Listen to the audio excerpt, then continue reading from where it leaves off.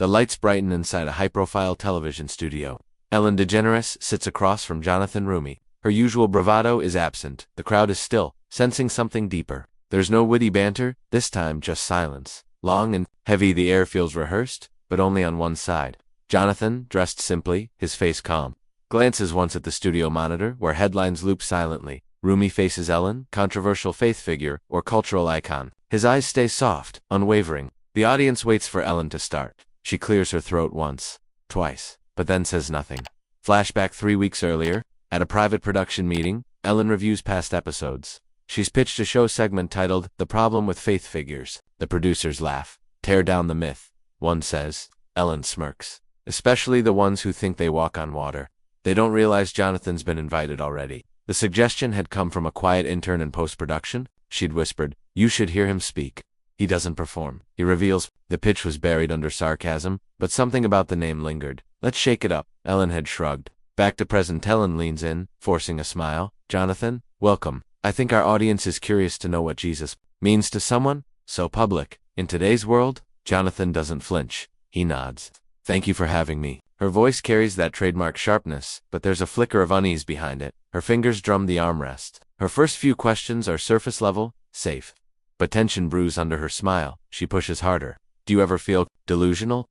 Like you're clinging to something fictional for relevance?" The crowd shifts uncomfortably. Someone coughs. A cameraman glances up from the viewfinder. Jonathan looks at her, quietly. Then he answers, not to fight, but to see her. "Sometimes, Ellen, faith is the only thing real in a world that keeps pretending." The words fall like weight. Her lips twitch. The room goes still. Her eyes don't meet his. A murmur moves through the audience. Not loud, but visceral. Somewhere backstage, a producer lowers their headset volume. Then, a studio assistant drops a cue card. Ellen flinches at the sound. Her body stiffens. Jonathan leans forward. His voice, softer now. "I don't think you invited me here to debate Jesus," he says. "I think you wanted to talk about him." The words hit something deeper. Ellen's eyes flickered at, or resentment, it's unclear. But her silence stretches too long. Jonathan doesn't press. He waits. The audience doesn't clap, doesn't cheer. They wait too. The monitor in the corner glitches briefly, freezing on a still of Ellen's face, eyes slightly wide. The air is brittle. Ellen opens her mouth to speak, then closes it again. A deep breath. Somewhere in the rafters, a stage light buzzes, and then cut to black. Flashbacks begin. Years ago, a young black Christian intern on Ellen's show, named Devon, was mocked behind the scenes. He declined to participate in a sketch parodying baptism. A producer laughed. "This isn't Sunday school, buddy," Devon complained. Nothing happened. Weeks later, he was fired for attitude issues. His quiet, heartfelt letter to HR was buried beneath paperwork. No response ever came. He started a blog months later, anonymous at first, but over time he began attaching his name to the stories. Now, that blog has resurfaced screenshots shared by former staff, quotes lifted word for word. One email stands out. From Ellen herself, blunt and unapologetic. "Fire him. This isn't the 1800s. It begins circulating quietly on X Twitter. The post doesn't trend, but it simmers. Shared in group chats, reposted by X. Quiet murmurs spread, but media outlets stay away. It's not the right time. Not yet. Another flashback. Maria, a Latinx staffer who once held the position of production runner, had privately journaled her discomfort during Elon's holiday special. She recalled how she quietly bowed her head to pray before the live taping. Ellen had walked by, smirked, and said loud enough for nearby crew to hear, "What is this occult blessing?" The room had laughed, but Maria hadn't. Now, in the present, she speaks anonymously to an independent reporter. It was never hatred, just ... mockery. Constant.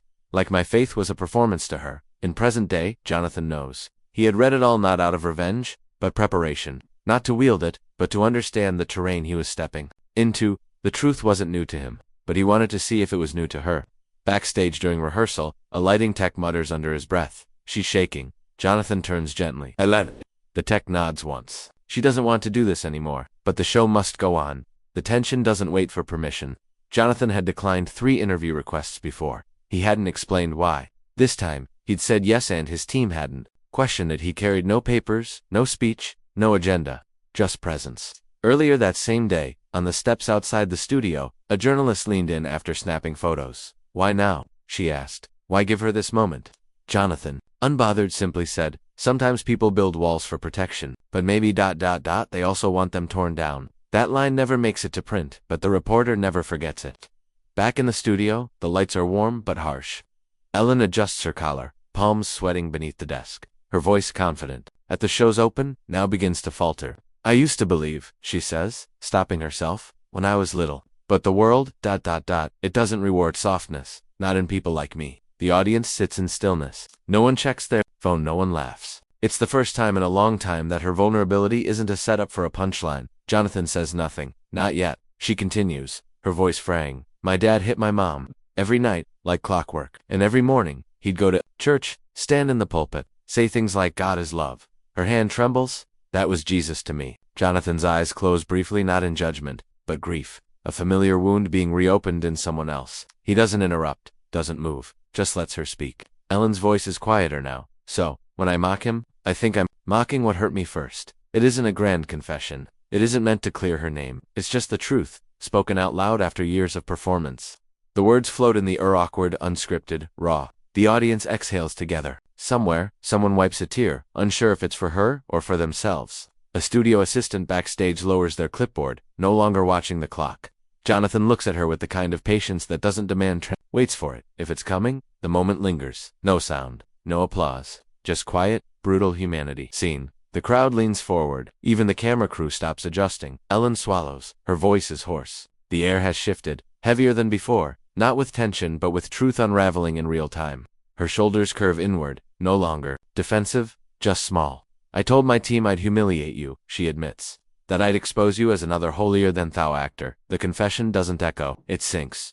Jonathan listens, his silence louder than any outrage. No raised eyebrow, no folded arms. Just presence. Ellen's fingers tremble slightly. She glances once toward the camera, then away. But you didn't come here with armor. You came here ... open. Her voice breaks on the last word. Cut to audience. A woman near the edge wipes her eyes. A man in the back puts away his phone, holding it in his lap like it's suddenly out of place. On set, time slows. Ellen stares at Jonathan. Why aren't you angry? He finally speaks. Slowly. Clearly, because the Jesus I know doesn't mock the broken. He sits with them, even when they don't recognize him. Her breath catches a tiny gasp. Even me. He nods once, especially you. The pause that follows isn't awkward. It's sacred. The space between them fills with something unspoken but undeniably real. Ellen's face contorts. She starts sobbing, not dramatic, not performative. Quiet, wrenching, almost childlike. A crew member steps forward instinctively with tissues, ready to cut to commercial. Ellen waves her off without looking. No, let them see it. The show cuts live. Producers panic behind glass. One mouths, pull the plug. But Ellen doesn't. She doesn't signal for edit, doesn't cut to laughter. She sits in the middle of it, a still frame of reckoning. Jonathan speaks again. His voice holds no victory, only ache. Faith isn't fiction. It's not a tool or a mask. It's a home. Even for people who've burned the map. A subtle nod from someone in the tech booth. Even they've stopped trying to redirect. One man in the front claps, then another, but no applause. Break builds. The moment isn't for cheering, just breathing, just understanding. Jonathan reaches across the table not to touch her, but to hold space. His hand rests near hers. Still, his eyes never leave her. You don't need to prove anything to anyone, he whispers, but you do need to stop punishing the parts of you that still believe. Ellen leans back, defeated and relieved at once. It's hard, she whispers. Jonathan's voice cracks for the first time. A tear breaks from the edge of his eye. It always is. He doesn't wipe it away, neither does she. The moment doesn't demand neatness, it demands honesty. Ellen watches him cry, not out of discomfort, but gratitude. She mouths a silent thank you, barely moving her lips. The crowd stays quiet, no cues, no signs, just presence, just humanity. In the control room, the executive producer sits back in their chair. No one knows what this moment will become, but everyone knows it matters. A legacy of mockery is being undone, not through shame, but mercy. The camera stays steady. Ellen doesn't try to recover with humor. She doesn't reach for the desk mug or check the time. She lets the rawness sit in her chest. Jonathan shifts slightly. Not away, but closer. His tone is softer now, nearly prayerful. The world teaches us to bury what hurts, but healing doesn't come through hiding. It comes through light. Ellen nods slowly, tears streaking her cheek. I didn't know anyone saw me, she whispers. I do, he replies. Another silence. And then a breath.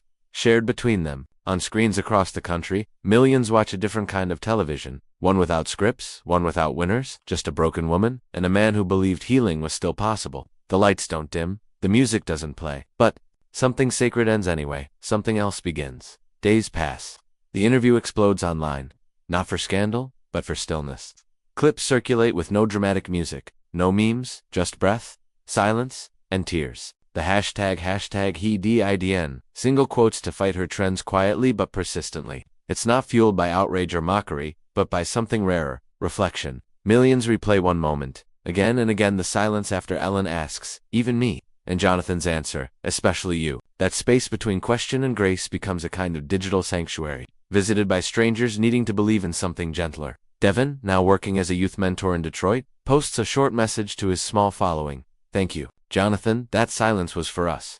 No thread follows. No elaboration, just that. The message travels farther than he expected. Staffers from Elon's past, some long gone, others still in the margins, begin emailing one another. Some ask for prayer, some don't have the words. They just say, I get it now. There is no organized campaign. No scandal statement, but something begins shifting behind closed doors.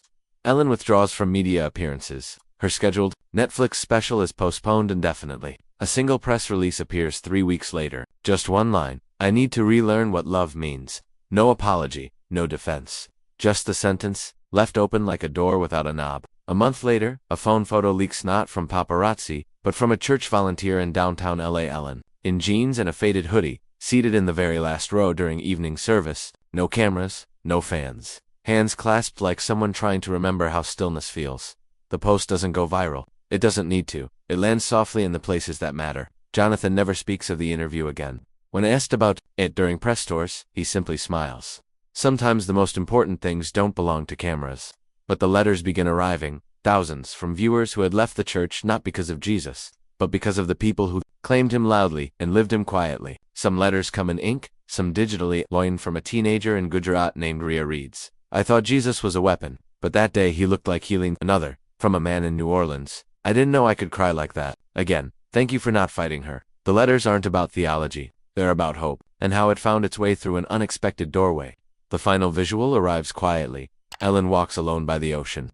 The wind is harsh, enough to lift her hoodie slightly. Her head is down. She clutches something in her left hand, a small, folded photograph. It's old and bent at the edges. Her as a child, no older than 6, standing beside her mother on church steps. Sun in her eyes. No dialogue, just narration. She walks along the rocks, finds a flat one, and sits, legs crossed. The photo resting on her lap like a relic. She stares out at the waves, not searching, not praying, just being, just breathing. The screen narrows slightly. A quiet voiceover emerges. Jonathan, recorded post-interview, but never aired. We all break differently, but the pieces, they still belong to us. Then a final frame. Jonathan seated at a table, sunlight streaming through a small window. He opens an envelope, handwritten in looping script. He reads it once, then again. Just 6 words. I finally believe he stayed.